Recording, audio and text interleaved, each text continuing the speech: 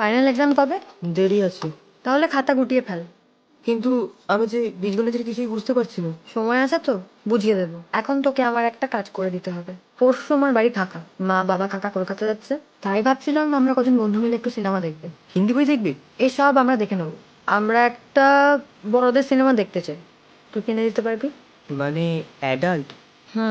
তুই জানতে পারবি, কেউ যেন না জানে। কি আনবি? 2x নাকি 3x? সেটা আবার কি? তো তোমাকে এখন কি করে বোঝাই? তোমাদের 2x জায়গাটাই ভালো। ভালো খারাপ ঠিক করে তুই কেটে কি বললি? 2x 3x দুটোই আনবি, আমরা দেখে বুঝবো কোনটা ভালো কোনটা খারাপ। আর দেখিস তো বেসিক ইনস্টিংটা পাসনি না। Basic instinct? ও তো বাচ্চাদের। তোকে এত কথা বলতে কেউ বলেছে? আসলে ভুলেও যেন কেউ না জানে। একদম না। আর ওদিন কোনো কাজ রাখবি না, আমার বাড়িতেই থাকবি। আমিও তোমাদের সাথে দেখবে। থাকতো আমার বাড়ি গাল করে দেবো। আমাদের দেখা হয়ে গেলে সিডি ফেরত নিয়ে যাবি, যা বাড়ি যা। আমিও দেখবো তোমাদের সাথে।